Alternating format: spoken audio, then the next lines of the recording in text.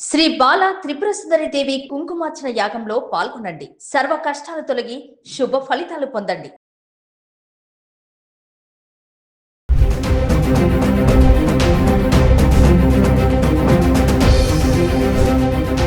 నమస్తే, welcome back to Suman TV. Present మనతో పాటు ఉన్నారు ఎనలిస్ట్ మందరి కృష్ణారెడ్డి గారు. నమస్తే సార్. నమస్తే అమ్మ.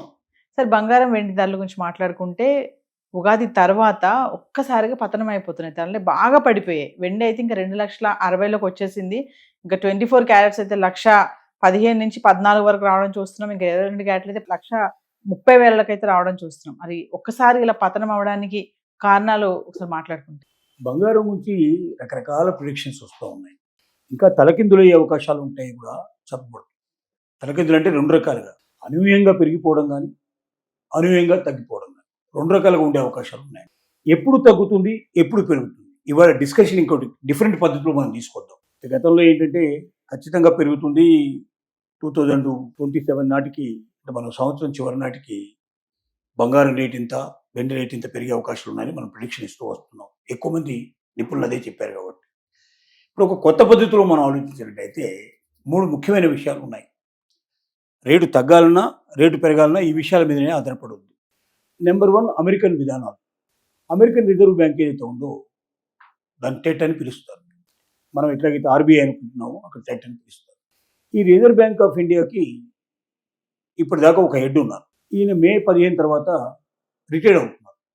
కొత్త ఆయన రాబోతున్నారు. ఇప్పుడున్నటువంటి హెడ్ ఎవరైతే ఉన్నారో ఆయన మొదటిసారి ట్రంప్ వచ్చినప్పుడు నియమించిన వ్యక్తి. మధ్యలో జో బైడెన్ 5 ఏళ్ళు ఉన్నప్పటికీ ఆయన ఏం మార్చలేదు. ఆయన అలాగే కంటిన్యూ అయ్యారు. ఆయన రిటైర్మెంట్ వయసు వచ్చేసింది కాబట్టి రేపు మే 15కి ఆయన రిలీవ్ అయిపోతున్నాడు. ఈయన ఉన్నంతకాలం చేసిన పని ఏమిటంటే వడ్డీ రేట్లు చాలా తక్కువ ఉండేట్టు చూశాడు. ఎందుకంటే ఇన్ఫ్లేషన్ దాని మీద ఆధారపడుతుంది. వడ్డీ రేట్లు పెరిగినట్టయితే ఇన్ఫ్లేషన్ బాగా పెరిగే అవకాశాలు ఉన్నాయి కాబట్టి వడ్డీ రేట్లు తగ్గించుకుంటూ వస్తుంది. వడ్డీ రేట్లు ఎప్పుడైతే తగ్గుతాయో అప్పుడు బంగారం మీద ఎక్కువగా ఇన్వెస్ట్ చేస్తారు. కారణం ఏంటంటే బ్యాంకులో దాచుకుంటే వడ్డీ ఎక్కువ రాదు. బ్యాంకులో దాచుకున్నప్పుడు వడ్డీ ఎక్కువ రాదు కాబట్టి వేరే దేని మీదైనా ఇన్వెస్ట్ చేసుకోవాలి. అన్నిటికైనా సేఫ్ ఏంటంటే బంగారం మీద ఇన్వెస్ట్ చేసుకుంటే బాగుంటుందనే ఉద్దేశం ఉంది. చాలామంది బంగారం మీద ఇన్వెస్ట్ చేసుకున్నారు.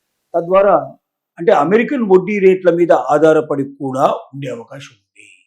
అమెరికన్ వడ్డీ రేటు తగ్గితే బంగారం రేటు పెరగడానికి అవకాశం ఉంది. అమెరికన్ వడ్డీ రేటు పెరిగితే బంగారం రేటు తగ్గడానికి అవకాశం ఉంది. ఇది ఒక బలమైన కారణం.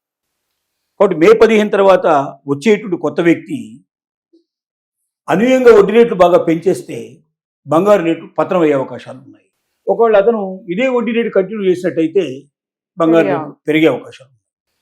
రెండో కారణం రష్యా మీద అమెరికా చాలా ఆంక్షలు పెట్టి, ప్రపంచంలో ఏ దేశాలు కూడా రష్యాతో వ్యాపారం చేయడానికి వీలు లేదు అని కండిషన్ పెట్టి, మన భారతదేశం కూడా ఆయిల్ కొనుక్కోవాలంటే కూడా రష్యా దగ్గర వితౌట్ పర్మిషన్ సాధ్యం కాదన్న పద్ధతి లోపల ఆంక్షలు పెట్టి, చివరికి ఇప్పుడు యుద్ధం పెరిగింది కాబట్టి గల్ఫ్ కంట్రీస్ నుంచి రావడం లేదు కాబట్టి అక్కడ 4 రోజులు కొనుక్కోవడానికి మేము పర్మిషన్ ఇస్తున్నాం అని చెప్పి వాళ్ళు పర్మిషన్ ఇచ్చారు.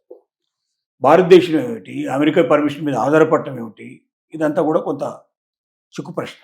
సరే, ఏదేమైనప్పటికీ రష్యాతో ఇప్పుడు అమెరికా ఎక్కువగా వాడితో చర్చలు జరుపుతుంది. ఈ చర్చల్లో ఏమిటంటే నువ్వు డాలర్స్లో మాతో పాటు వ్యాపారం చేయడానికి సిద్ధపడితే, మాతోటే కాకుండా ప్రపంచంలో నువ్వు ఏ దేశంతో వ్యాపారం చేసినా డాలర్లోనే వ్యాపారం చేయాలి. దానికి నువ్వు సిద్ధపడేటట్టయితే నీ మీద ఉండే ఆంక్షలన్నీ ఎత్తేస్తావు. అప్పుడు ప్రపంచంలో ఏ దేశమైనా నీ తోటి వ్యాపారం చేస్తుంది. నీ వ్యాపారం బాగా పెరుగుతుంది, నువ్వు డెవలప్ అవుతావు. కాబట్టి నువ్వు డాలర్లో వ్యాపారం చేయడానికి సిద్ధపడతావా? గతంలో రష్యా దానికి విముఖత చూపించింది, మేము చేయమని చెప్పింది. బ్రిక్స్ అని కొన్ని దేశాలన్నీ కలిపి యూనియన్గా తయారై బ్రిక్స్ కరెన్సీ అనేది కొత్తగా మేము తీసుకొస్తాం డాలర్కు వ్యతిరేకంగా అని చెప్పి వాళ్ళు ఒక ప్రయత్నం మొదలుపెట్టారు. ఆ కరెన్సీ అంటూ వస్తే డాలర్ మొత్తం పతనం అయిపోతుంది. డాలర్ డామినేషన్ ఎప్పుడైతే పోతుందో అమెరికా కూడా పతనం అయిపోతుంది. అమెరికా ఇక నెంబర్ 1 కంట్రీగా ఉండదు అని చెప్పి అన్ని దేశాల మీద ఎవరైతే బ్రిక్స్ ఖచ్చితంగా రిలీజ్ చేస్తామని అంటున్నారో బ్రిక్స్ కరెన్సీ, అలాంటి వాళ్ళ మీద ఆంక్షలు పెట్టడం ప్రారంభించారు. దానికి మెయిన్ కారకులు రష్యా కాబట్టి, అది రావడానికి ప్రోత్సహించినటువంటి దేశం రష్యా కాబట్టి రష్యా మీద ముందు ఆంక్షలు గట్టిగా పెట్టేసి రష్యాతో ప్రపంచ దేశాలు ఏవి వ్యాపారం చేయడానికి వెళ్ళకుండా కండిషన్ పెట్టడం వల్ల రష్యా చాలా ఇబ్బంది పడిపోతుంది. ఎందుకంటే ఎక్స్పోర్ట్స్ ఇంపోర్ట్స్ జరిగినప్పుడే ఆ దేశం గణనీయంగా అభివృద్ధి అయ్యే అవకాశం ఉంది. ఎక్స్పోర్ట్స్ ఇంపోర్ట్స్ ఆపేసే పరిస్థితుల్లో కూడా సాధ్యం కాదు. కాబట్టి రష్యా డాలర్తో వ్యాపారం చేయడానికి, అంటే వ్యాపారంలో డాలర్ని వాళ్ళు యాక్సెప్ట్ చేస్తే ఖచ్చితంగా డాలర్ విలువ బాగా పెరుగుతుంది. డాలర్ విలువ బాగా గట్టిగా పెరిగితే బంగారం పడిపోయే అవకాశాలు ఉంటాయి, తలకిందులు అయ్యే అవకాశాలు. అది రెండో పని. అది అవుతుందా కాదా మనం చెప్పలేం. అది అవుతే ఇలా అవుతుంది, లేకపోతే ఇలా అవుతుంది. ఇక మూడో కారణం ఏమిటంటే, ఇప్పుడున్నటువంటి మొత్తం దేశాల్లో యుద్ధ వాతావరణం ఏదైతుందో ప్రపంచం అంతా కూడా, ఇదంతా ప్రశాంతమైన వాతావరణం ఏర్పడితే దాంట్లో ఒక రకంగా బంగారం రేటు తగ్గే అవకాశాలు ఉన్నాయి, ఇంకో రకంగా బంగారం రేటు పెరిగే అవకాశాలు. కాబట్టి తలకిందులు ఇవ్వడం ఖాయం అంటున్నారు. పెరిగితే 2 లక్షల కన్నా మించి బంగారం పెరుగుతుంది అని కొందరంటే, 3 లక్షలకైనా మించి కంపల్సరిగా పెరుగుతుంది అనేది కొంతమంది చెప్పే మాట.